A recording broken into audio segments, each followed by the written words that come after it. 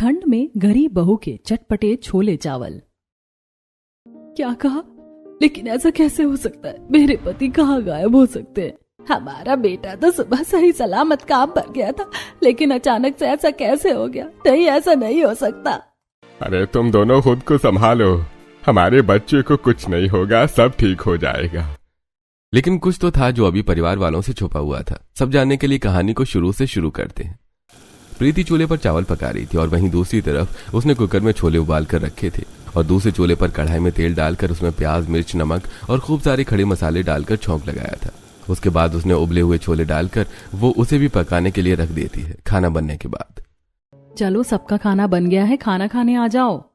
प्रीति ने सभी के लिए खाने में छोले चावल बनाए थे और सब खाना खाने वहां पर आ जाते हैं। छोले चावल की तो बहुत ही अच्छी खुशबू आ रही है। हाँ बिल्कुल, मम्मी के हाथ के तो छोले चावल मुझे बहुत पसंद है। मम्मी, सिर्फ हमें ही नहीं, हमारे स्कूल में सभी को आपके हाथ के छोले चावल बहुत अच्छे लगते हैं, इसीलिए आप हमें लंच में थोड़े एक्स्ट्रा छोले चावल दे देना ताकि सब खा सके, क्योंकि जब हम छोले चावल लेकर जाते हैं तो हमें खाने का मौका ही नहीं मिलता, सब जल्दी से खत्म हो जाते हैं। अच्छा मेरी बच्ची, ठीक है, तुम चिंता मत करो, मैं तुम्हें एक्स्ट्रा दे दूंगी। हाँ, इसीलिए अब सब चुपचाप होकर खाना खा लो। खाना खाते वक्त ज्यादा बातें नहीं करनी चाहिए। इस तरह पूरा परिवार नाश्ता करता है और उसके बाद रोहन बच्चों को लेकर स्कूल की तरफ जाता है। सभी बात करते हुए जा रहे थे और थोड़ी देर बाद स्कूल के गेट पर, अच्छा ठीक है, तुम दोनों स्कूल में अच्छे से पढ़ाई करना और जैकेट मत उतारना, हाँ सर्दी है। लेकिन पापा, अभी उतनी सर्दी नहीं है। इतना कहकर दोनों बच्चे वहां से चले जाते हैं और रोहन भी अपने काम पर जा रहा था।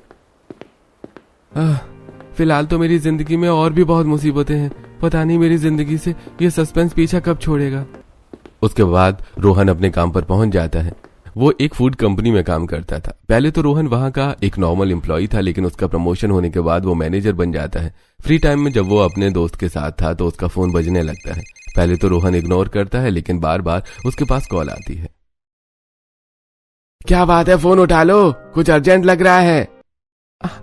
अरे उसी बला का फोन है। लगता है तुम्हारी समस्या अब तक हल नहीं हुई।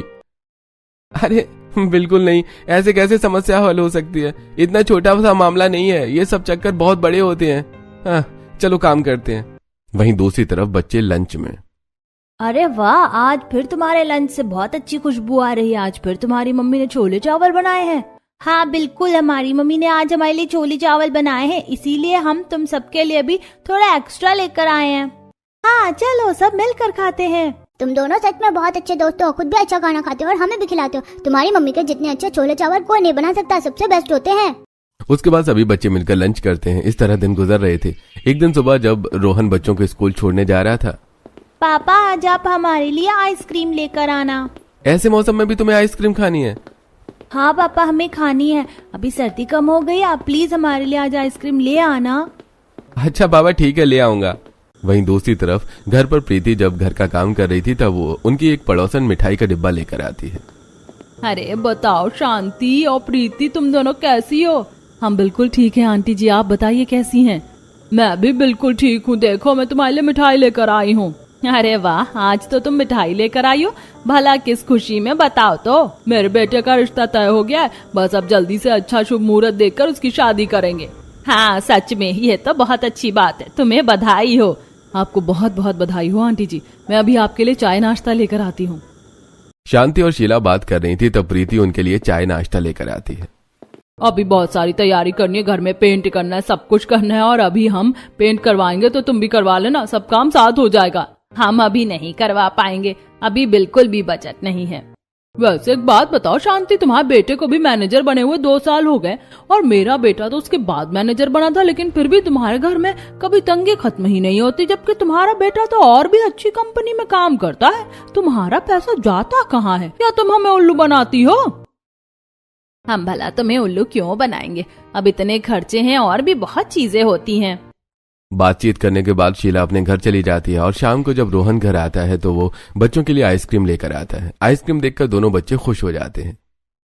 ये पापा आइसक्रीम लेकर आए हैं, आप बहुत अच्छे हो पापा। हाँ वो तो मैं हूँ।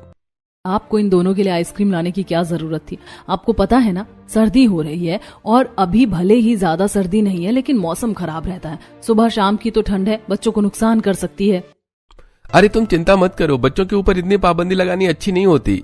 उसके बाद सभी साथ मिलकर खाना खाने बैठ जाते हैं। रोहन का फोन रिंग कर रहा था और जब रोहन फोन देखता है, हे भगवान, बार बार फोन क्यों आता है इसका। रोहन साइड बटन से फोन साइलेंट करके वापस रख देता है, लेकिन फिर से उसका फोन बज रहा था और रोहन बार बार फोन इग्नोर कर रहा था। अरे बेटा क्या बात है, तुम बार बार फोन को इस तरह क्यों देख रहे हो? लगता है कुछ अर्जेंट कॉल होगी, तुम्हें फोन उठा लेना चाहिए। अरे नहीं पापा, ऐसा कुछ भी नहीं है, अर्जेंट कॉल नहीं है, बस पवन है ना, मुझे जबरदस्ती पार्टी में जाने के लिए कह रहा है, इसलिए मैं उसका फोन नहीं उठा रहा। इस तरह सभी इस बात को साइड हटा देते हैं और खाना खाने के बाद सब सो जाते हैं। अगले दिन सुबह रिया भी तैयार होकर कॉलेज जाती है और वहां जाने के बाद उसे पता चलता है कि तुम्हें पता है हमारी कॉलेज की ट्रिप जा रही है, बहुत ही सुंदर जगह हमें घुमाने ले जा रही हैं। प्रॉपर 4-5 दिन का टूर जा रहा है। ये बात सुनकर रिया उदास हो जाती है। लेकिन इन सब का क्या फायदा, हम तो वहाँ पर नहीं जा सकते। हमारे पास तो इतने पैसे नहीं है कि हम घूमने आराम से जा सकें। हमारे घर वाले हमें पढ़ा लिखा रहे हैं, वही हमारे लिए बहुत बड़ी बात है। उसके अलावा हम और खर्चों के बारे में घर पर बात नहीं कर सकते। हमारी जिंदगी में इतना सुकून और इतनी खुशी कहाँ है। वहीं दूसरी तरफ सामने से कॉलेज की सबसे अमीर और घमंडी लड़की अपने दोस्तों के साथ आती है। हाँ तो रिया और नेहा, तुम दोनों ने क्या सोचा? क्या तुम कॉलेज ट्रिप पर जा रही हो? क्यों, तुम इन लोगों के जले पर नमक छिड़क रही हो? तुम्हें क्या लगता है ये फटीचर लोग ट्रिप पर जा सकते हैं? इनके पास तो ढंग के कपड़े तक पहनने के पैसे नहीं है। तुमने बिल्कुल सही कहा, इन जैसों की जिंदगी में कहाँ हमारी तरह ऐशो आराम लिखा है। कोई बात नहीं, तुम यहाँ बगल वाले पार्क में जाकर घूम सकती हो और हम ट्रिप में एंजॉय करेंगे। आने के बाद तुम्हें फोटोज और वीडियोस जरूर दिखाएंगे। Okay bye. इतना कहकर दोनों लड़कियां वहां से चली जाती हैं, जिसे सुनकर नेहा को बहुत गुस्सा आता है। पता नहीं अमीर लोग खुद को क्या समझते हैं, इन्हें बिल्कुल भी कदर नहीं होती दूसरों की फीलिंग्स और इमोशंस की। बस इन्हें मजा आता है दूसरों को नीचा दिखाने में। लेकिन हम कर भी क्या सकते हैं? उनके पास इतना अंधाधुंध पैसा है कि वो शो ऑफ तक कर सकते हैं, लेकिन हमारे पास तो एक फूटी कौड़ी तक नहीं होती अपने ऊपर खर्च करने के लिए। तुमने बिल्कुल सही कहा, हमें एक एक चीज के लिए तरसना पड़ता है। एक भी कोई चीज हम अपनी मर्जी से नहीं कर सकते। आखिर इतना भेदभाव क्यों होता है? मैं नहीं जानती, छोड़ो। मेरी भाभी ने आज हमारे लिए छोले चावल बनाए थे, तुम्हें बहुत पसंद है ना? चलो खाते हैं। खुशी होगी छोले चावल खाकर। इस समय इतना खराब मूड सिर्फ तुम्हारी भाभी के हाथ के छोले चावल खाकर ही ठीक हो सकते हैं। उसके बाद दोनों कैंटीन में बैठकर छोले चावल खाते हैं। वहीं दूसरी तरफ रोहन जब शाम को ऑफिस में था तो उसके पास एक कॉल आती है। हेलो, हाँ भैया। तुम फोन क्यों नहीं उठा रहे थे? हम तुम्हें कब से फोन कर रहे हैं। माफ करना भैया, मैं किसी अर्जेंट काम में फंसा हुआ था। आगे से ऐसा नहीं होना चाहिए। नहीं, बिल्कुल नहीं होगा। उसके बाद कॉल कट हो जाता है। आज तो बाल बाल बच गया। भैया से डांट पड़वानी थी इन्हें, मुझे इन्हें भी सब बता दिया। शाम को रोहन घर वापस आता है तो अपनी सीधी आधी सैलरी प्रीति को देते हुए कहता है, बच्चों की स्कूल फीस भर देना और इसमें घर खर्च निकाल लेना। लेकिन इस बार तो आपने मुझे बहुत कम पैसे दिए, इतने में सब कैसे हो पाएगा? एक बात बता, तू हर महीने हमें आधे पैसे क्यों देता है? बाकी पैसे तेरे कहाँ जाते हैं? कितनी बार बताया है माँ, और भी बहुत खर्च होते हैं। मैंने किसी से कुछ पैसे लिए थे तो उसका उधार भी तो चुकाना है। हमें तो समझ नहीं आता किस किस से पैसे लेता रहता है। आखिर तूने किस चीज के लिए पैसे लिए थे और किसे चुका रहा है? हमें भी तो कुछ पता होना चाहिए। ऊपर से तेरी सैलरी भी ज्यादा होनी चाहिए। अभी भी उतनी ही सैलरी पर अटका हुआ है क्या? तेरी पगार नहीं बढ़ती कभी? पोस्ट के साथ सबकी पगार बढ़ रही है। अरे बस लिए थे माँ, क्या आप हर वक्त सिर्फ सवाल पूछती रहती हो? और पगार बढ़ती तो बता देता ना। इतना कहकर रोहन गुस्से में वहां से चला जाता है। आखिर क्या था जो रोहन अपने घर वालों से छुपा रहा था? धीरे धीरे समय गुजर रहा था। एक रात बहुत देर हो जाती है लेकिन रोहन घर वापस नहीं आता। रात के 12 बज रहे थे। मुझे समझ नहीं आ रहा कहाँ चले गए। उनका फोन भी नहीं लग रहा है। अब तो मेरा भी कलेजा मुंह को आ रहा है। पता नहीं कहाँ चला गया, इतनी देर हो गई है, अब तक घर नहीं आया। पवन को भी इस बारे में कुछ नहीं पता। दोनों पहले ही साथ में ऑफिस से निकल गए थे। अरे अगर उस गधे को कहीं जाना था तो पहले बताकर जाना चाहिए था। इस तरह अचानक कहाँ गायब हो गया? कोई बात नहीं, आप सब परेशान मत होइए, भैया जल्दी ही आ जाएंगे। पूरी रात बीत जाती है और अब सब रोहन का इंतजार करते हैं लेकिन वो वापस नहीं आता। और अगले दिन सुबह पुलिस स्टेशन जाकर रोहन की गुमशुदगी की रिपोर्ट लिखवा दी जाती है। प्लीज इंस्पेक्टर साहब, हमारे बेटे को ढूंढ निकालिए। हमने हर जगह पूछ लिया पर वो कहीं पर भी नहीं है। ठीक है, हम उन्हें ढूंढने की कोशिश करेंगे। हमने रिपोर्ट लिख ली है, अब आप घर जाइए। जो भी पता चलेगा हम आपको बता देंगे। इस तरह परिवार में अचानक से गमों के बादल छा जाते हैं। सभी का रो रो कर बुरा हाल हो जाता है। पूरा हफ्ता बीत जाता है लेकिन रोहन का कहीं अता पता नहीं था। पता नहीं मेरा बच्चा कहाँ होगा, किस हाल में होगा। ठीक है अभी या नहीं, एक हफ्ता हो गया लेकिन कुछ पता नहीं कहाँ है। मुझे भी बहुत चिंता हो रही है। अचानक से ऐसे कैसे हो गया? अब तक हमें कोई सुराग भी नहीं मिल रहा। पता नहीं भैया कहाँ और किस हाल में होंगे।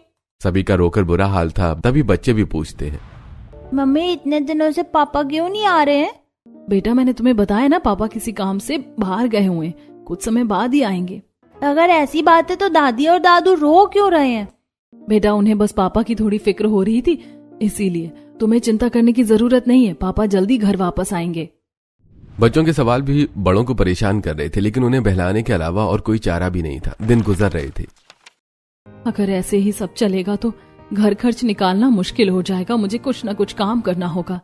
हाँ बेटा, लेकिन तुम क्या करोगी? जो भी काम करना पड़े मम्मी जी वही करूंगी। मैंने सोचा है कि मैं भी अब ट्यूशन पढ़ाना शुरू कर देती हूँ। हमारे गांव में इतने ट्यूशन टीचर नहीं है, बच्चों को दूर जाना पड़ता है, तो ये अच्छा रहेगा। इस तरह रिया ट्यूशन पढ़ाना शुरू करती है और प्रीति दूसरों के घरों में काम साफ सफाई का शुरू कर देती है, लेकिन उसे बहुत परेशानी हो रही थी। आज फिर से तुम काम पर लेट आई हो, इसीलिए मैं तुम्हारी आज की आधी पगार काटूंगी। तब प्रीति कुछ नहीं कहती और चुपचाप अपना काम करती है। उसे मजबूरन सब सहना पड़ रहा था। वो अपने परिवार के लिए मजबूत बन रही थी। लेकिन जब प्रीति रसोई में काम कर रही थी तो गलती से उससे थोड़ा सा दूध गिर जाता है। वो उसे साफ कर रही थी। तुमने दूध भी गिरा दिया। तुम्हारा काम पर बिल्कुल भी ध्यान नहीं होता है। मैं फिर से तुम्हारी पगार काटूंगी। देखिए आप ऐसा मत कीजिए। आप हर छोटी छोटी बात पर मेरी पगार काट लेती हैं तो पगार बचेगी ही नहीं। फिर से मुझसे जुबान लड़ा रही हो, पगार काटूंगी। प्रीति की मालकिन उसके साथ बिल्कुल भी ठीक व्यवहार नहीं करती थी। अब ठंड का मौसम था। प्रीति ठंड में कांपते हुए घर वापस आती है और सारी बात जब घर वालों को बताती है तो कोई जरूरत नहीं है ऐसी घटिया औरत के यहाँ पे काम करने की। माना कि हमें काम की जरूरत है लेकिन वो हमारे साथ ऐसा नहीं कर सकती। बिल्कुल सही कहा। अब वो बेवजह तुम्हें परेशान करती रहती है। बिल्कुल भाभी, वो तो आपका नाजायज फायदा उठा रही है। हर छोटी बात में पगार काट लेती हैं तो हमें कुछ बचेगा ही नहीं। ऐसे तो एक तरह से आप फ्री में उसका काम कर रही हैं। हाँ, हमें कोई जरूरत नहीं है ऐसा काम करने की। मैंने भी वहाँ काम छोड़ दिया है लेकिन अब समझ नहीं आ रहा कि कहाँ काम करूँ। अगले दिन शाम को जब बच्चे ट्यूशन पढ़ने आए थे तब प्रीति ने छोले चावल बनाए थे। बच्चों को भी बहुत पसंद थे, इसलिए उसने सभी को थोड़े थोड़े छोले चावल खाने को दिए थे। आंटी आप सच में बहुत अच्छे छोले चावल बनाती हैं। बिल्कुल, मैं तो आपके हाथ के छोले चावल हर रोज खा सकता हूँ। तभी वहां पर एक बच्चे की मम्मी उसे लेने आई और प्रीति के छोले चावल की खुशबू की दीवानी हो जाती है। उसका बेटा उसे छोले चावल टेस्ट करवाता है। यहाँ पर अकेले अकेले इतने स्वादिष्ट छोले चावल खाए जा रहे हैं। रुकिए, मैं आपके लिए भी अभी लेकर आती हूँ। रुकिए, मैं तो बस ऐसी मजाक करी थी लेकिन मेरे पास आपके लिए एक ऑफर है। अगले हफ्ते मेरे बेटे का जन्मदिन है लेकिन उसी दिन हमें दिन में बहुत अर्जेंट काम है। तो मैं बहुत परेशान थी कि खाना किससे बनवाऊंगी, क्योंकि बाहर से ऑर्डर करना मुझे ठीक नहीं लग रहा था। सब छोटे बच्चे हैं, उन्हें जंक फूड खिलाना ठीक नहीं होगा। तो क्यों ना आप मेरे घर पर उस दिन खाना बना दे। छोले चावल और साथ में थोड़े भटूरे हो जाएंगे तो बेस्ट कॉम्बिनेशन हो जाएगा। मैं आपको अच्छी पेमेंट दूंगी। फर्स्ट ऑर्डर मिलने पर प्रीति थोड़ी कंफ्यूज हो जाती है। तब रिया एक्साइटेड होकर, हाँ बिल्कुल, हम ऐसा जरूर कर सकते हैं। इस तरह प्रीति को फर्स्ट ऑर्डर मिल गया था। शाम को बच्चे ट्यूशन पढ़कर जब वहां से चले जाते हैं और सभी रात को बैठकर खाना खा रहे थे तो भाभी मैं सोच रही हूँ कि आप अपना खुद का बिजनेस कर लो। आपको फर्स्ट ऑर्डर मिला है, उसके बाद आप अपना खुद का ठेला भी लगा सकती हो। शादी, बर्थडे या किसी भी छोटे मोटे फंक्शन में आप खाना बना सकती हो। आप तो वैसे भी हर तरह का खाना स्वादिष्ट बनाती हो, लेकिन आपको सबसे पहले पहचान आपके छोले चावल ने दिलवाई है। मुझे भी ये आइडिया अच्छा लग रहा है। दूसरों के यहाँ जलील होकर काम करने से तो बहुत अच्छा है ये। हाँ, मैं घर पर एक छोटा सा बोर्ड बनवा कर रखूंगी और सभी जानकारों को बोलूंगी कि कभी भी कहीं पर भी ऐसे काम की जरूरत है तो मुझे कांटेक्ट करें। इस तरह प्रीति सबसे पहले अपना फर्स्ट ऑर्डर कंप्लीट करती है। वो उस बच्चे को बर्थडे पार्टी में छोले चावल और भटूरे बनाती है। उसने कढ़ाई में सारे खड़े मसाले डालकर और उसमें लहसुन, अदरक, प्याज को अच्छे से भूनकर उसमें टमाटर, मिर्च डालकर अच्छे से मसाले को पकाकर उसमें छोले डालकर उसे पका दिया। और दूसरे चूल्हे पर चावल पक रहे थे और तीसरे चूल्हे पर गर्मा गर्म तेल में भटूरे सेक रही थी। बर्थडे पार्टी में सभी को खाना परोसा जाता है। सबको बहुत स्वादिष्ट लगता है।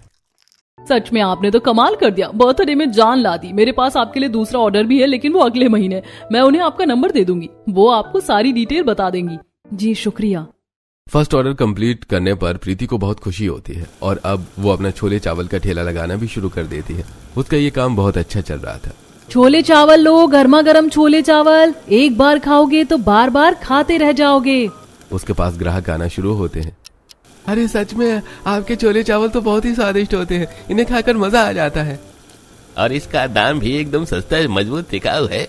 आपके ठेले पर एकदम होटल से भी अच्छे छोले चावल मिल रहे हैं। सच में छोले में इतना अच्छा जायका आज तक नहीं देखा।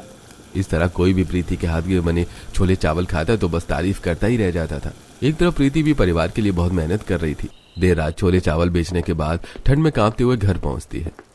आज तो बहुत ठंडी हवा चल रही थी। रिया प्रीति के लिए गर्म पानी लेकर आती है। लीजिए भाभी, गर्म पानी पी लीजिए, आपको आराम मिलेगा। प्रीति गर्म पानी पी लेती है। और क्या इंस्पेक्टर ने कुछ खबर दी? उन्हें कुछ पता चला? नहीं बेटा, अभी तक उन्हें कुछ नहीं पता चला। मुझे तो कुछ समझ में नहीं आ रहा वो लोग क्या कर रहे हैं। पूरे 2 महीने हो गए हैं, लेकिन अब तक कोई सुराग नहीं मिला। आज तो बच्चे भी रोने लगे थे और अपने पापा को ही याद कर रहे थे। बड़ी मुश्किल से उन्हें चुप करवा कर बहला कर सुलाया है। बच्चे तो बच्चे, आखिर कब तक अपने पापा के बारे में नहीं पूछेंगे। लेकिन उन बेचारों को नहीं पता कि उनके पापा पता नहीं कहाँ चले गए। हमें ढूंढने से भी नहीं मिल रहे, पता नहीं कब मिलेंगे। मुझसे और बर्दाश्त नहीं हो रहा, पता नहीं किस हाल में होंगे। अब तक प्रीति थोड़ा मजबूत बनकर हिम्मत से काम ले रही थी, लेकिन आज उसके भी सब्र का बांध टूट जाता है और वो फूट फूट कर रो रही थी। बस मेरी बच्ची शांत हो जाओ, हम तुम्हारा दुख समझ सकते हैं। काश सब जल्दी ठीक हो जाए। रात को सब सो जाते हैं, लेकिन उसे नींद नहीं आती। वो अपना फोन लेकर बाहर आंगन में टहल रही थी। बार बार रोहन के फोन पर कॉल करने का ट्राई करती है। हमेशा फोन बंद आता था, लेकिन आज रिंग जाती है। आज तो फोन मिल गया, लगता है मेरी आज उनसे बात हो जाएगी। 1-2 बार कॉल करने पर कोई कॉल नहीं उठाता, लेकिन बार बार कॉल करने पर एक लड़की कॉल उठाती है। हेलो हेलो हेलो, रोहन जी, क्या यहाँ पर रोहन जी हैं? दरअसल ये फोन रोहन जी का है। इससे पहले कि आगे बात हो पाती कॉल कट हो जाता है। ओहो, फोन स्विच ऑफ हो गया। पता नहीं किसका फोन था और बार बार रोहन से बात करने को क्यों कह रही थी। पता नहीं कौन है ये रोहन, लगता है गलती से फोन मिल गया होगा। वहीं दूसरी तरफ प्रीति दोबारा कॉल ट्राई करती है, लेकिन इस बार फोन बंद आता है। तब तारों से भरे आसमान को देखते हुए प्रीति कहती है, पता नहीं आप कहाँ चले गए, जल्दी से हमारे पास आ जाइए। आपका परिवार आपका बेसब्री से इंतजार कर रहा है।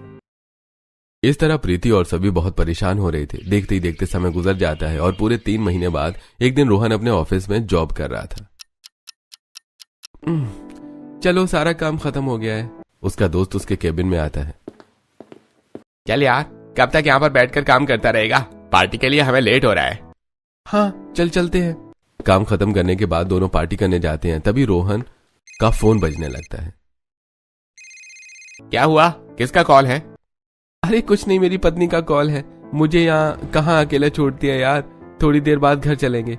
वहीं दूसरी तरफ एक शाम रिया बच्चों को ट्यूशन पढ़ा रही थी।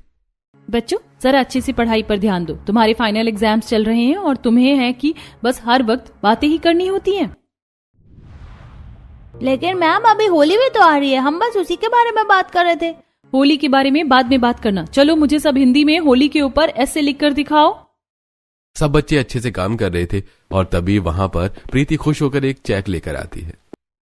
तुम्हें पता है रिया, एक बहुत अच्छी गुड न्यूज है। आपकी खुशी को देखकर तो लग रहा है कि बहुत अच्छी न्यूज है। हमें एक बहुत बड़ा ऑर्डर मिला है और एडवांस पेमेंट मिल गई है। वहां हमें खाना बनाना है। अब हम डिटेक्टिव के पास जा सकते हैं। क्या वो मेरे बेटे को सच में ढूंढ पाएगा? इतने महीने हो गए हैं। उम्मीद तो है मम्मी जी, एक बार ट्राई तो करना ही चाहिए। कहते हैं वो शहर का सबसे अच्छा डिटेक्टिव है।